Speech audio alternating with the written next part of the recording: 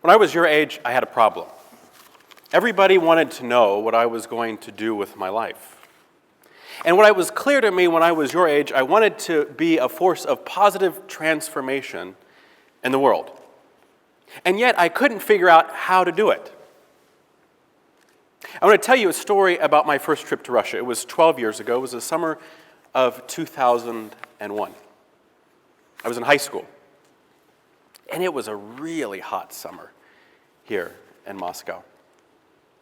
And I grew up in a small town in Ohio in the United States called Crestline. Very small town, 5,000 people, very white, very working class, very homogenous. Everybody looked the same, acted the same. And at times I had this sense that our community, our sense of the world stopped at the city limits. At the edge of our community is where the world stopped. And so as I was struggling to think about how I was going to engage the world in a larger context beyond my community, I realized that to be an international citizen, to be somebody who engaged the world, I had to do more than just go to our local Chinese restaurant and order Chinese takeout. And so where did I go to figure out what it meant to transform the world in a global context? I went to my church. I went to my church to talk with them about how I could engage the world in a broader context. And they said, "Oh, we have this opportunity for you to go to Russia. We have this opportunity for you, but it's going to cost $2,500. Now, $2,500 for somebody in my community where I grew up was a significant amount of money. And yet that church helped me raise $4,000 to come to Russia. It's a strange story as I go back and think about it and think about transforming the world, being a positive change in our community and in our world. Because here was this community who could not see beyond itself, to see the world around it and what we are called to do to be agents of transformation in the world. And yet somehow they were able to help me raise $4,000 and send me out into the world. When we think of religion, we often think about the negative images that we see over and over and over again in the media. We think of the images that we saw this summer when we saw the video clip that was made that insulted Islam and the Prophet Muhammad. We see the violence that came out of that in places like Egypt and in Libya. We see Buddhist monks in Southeast Asia attacking Christian churches. We see in the United States, we see Christian groups spewing hate and calling for violence against people who look different than they are. And we think about religion and transformative change in our world. And what we don't see when we think of these images, what we do not see in the newspapers so often or in the press or we hear from our friends are the stories of churches and synagogues and mosques and temples in the greater New York City area coming together in response to the recent hurricane there that devastated so many people's lives, homes, and livelihoods. What we don't hear about so often are the Jewish women and the Muslim women coming together whose sons have died in the conflict in Israel and Palestine, who have died, coming together for fellowship and a common witness to create peace in their community. There are many, many other examples that I can share with you about people of faith, people of religion coming together for a common witness and transformative change.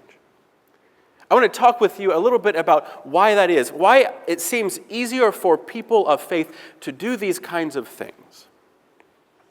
My title of my presentation is Transcending Borders with the Transcendent. Transcending Borders with the Transcendent.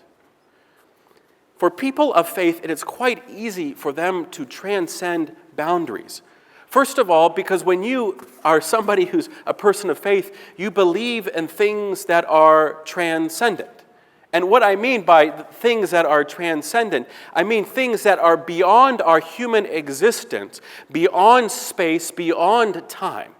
So when we talk about religion, whether we're talking about Christianity, Islam, Buddhism, Hinduism, Judaism, we're talking about things that go beyond what we can touch or understand, the period of time in which we live in, the space in which we live in. The dictionary explains transcendent as exceeding usual limits, beyond the universe or material experience. So for people of faith, when they begin to think about, when they go to church or they go to the mosque or they go to a place of worship, automatically when they go to these places for worship, they are going outside themselves. They're going outside their experience beyond history and time to understand the world. This is an important, maybe philosophical or theological point to understand, because for people of faith, these issues of transcendency, the issues of God in this world, help them see beyond themselves. That's why it was for my church in this little town in north central Ohio that at times could not be seen beyond its city limits. That's why for them it was quite easy to send a young person out to go to some place so far away nobody in that community had ever been to, because this issue of transcendency helped them get outside of themselves to see the possibilities, that the world held for them. Now I want to share with you a little bit about the trends in religion in the world. There was a study done in 2010, trying to understand the trends of religion in general in the world.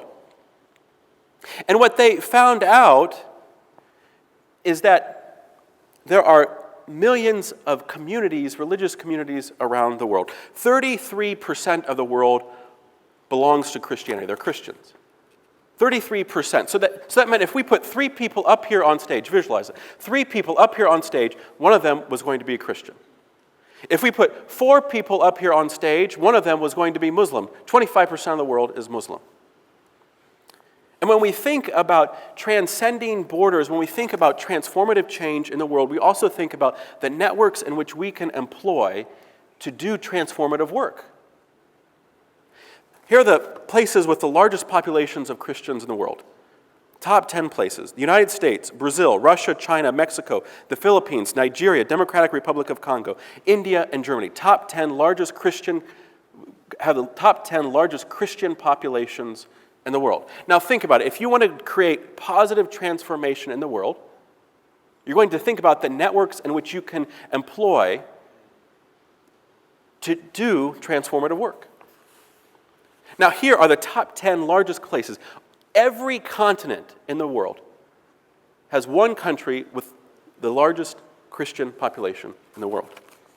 If we think about Islam, largest populations, top 10. Indonesia, India, Pakistan, Bangladesh, Turkey, Iran, Nigeria, Egypt, Algeria, Morocco. Same thing. Maybe not as many continents, but as we begin to understand and see in this world, there are networks of churches, mosques, synagogues, temples, holy places in which people gather for change to be created. A couple years ago, I was working on a project, and I was sent to Mozambique. And I was the leader of a small delegation that was going to do some research there. And so I went 2 days before the meeting to have some preparatory meetings to make sure all the arrangements were okay. I speak no Portuguese whatsoever. I'm a pretty white guy. I don't look like the average person from Mozambique. And yet, I was welcomed by communities, Christian communities there. I was welcomed and embraced and joined with them in their work of transformation in the world. Why? Because we belong to the same network. We were a part of the same belief structure, same identity. And while many things separated us, the color of our skin, our socioeconomic backgrounds, our education, the language we spoke, all of these things differed, except for one. And that was our belief, a shared common belief. And we were able to do work together because we shared together in a network of people around the world.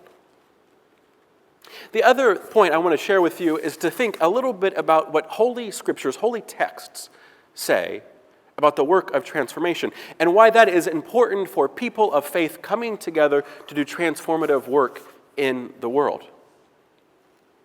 If we look at the sacred texts of the world's 5 major religions, we begin to see time and time again some common themes. Now, what I'm not talking to you today about is how those commonalities might mean something in terms of a common identity or a common understanding of God. That's a separate conversation. But what I want to share to you are some trends that we see when we begin to look at holy texts that people who call themselves Christian or Muslim or Hindu or Buddhist or Jewish talk about. When we look at the sacred texts of the Jewish community, we see some of the stories around the Exodus. The Hebrew people had been enslaved in ancient Egypt, and then they flee there. They're sent out by this guy by the name of Moses who goes out. It has a profound impact on Hebrew scriptures because it helps create this notion of welcoming the stranger. Welcoming the stranger. If we look at Christian texts, we hear this guy by the name of Jesus talking about the story of the Good Samaritan. The story of the Good Samaritan, of people walking on the other side of the road, and finally, a Samaritan, a guy who's of a different tribe, who's seen as being anathema to this person here. Communities that were fighting, it was this person who took him in, who made sure he had things, made sure he was cared for. When we look at the text of the Quran, we see the story of Muhammad being sent out of Mecca to Medina, taking refuge in another city and being welcomed. We look at the eternal truths and Buddhism. We look at the Dharma and Hinduism. And we begin to see common themes of welcoming stranger and peace on earth. And peace on earth. Now, as we begin to put all of these different things together, we begin to think about this notion that people of faith are able to transcend themselves.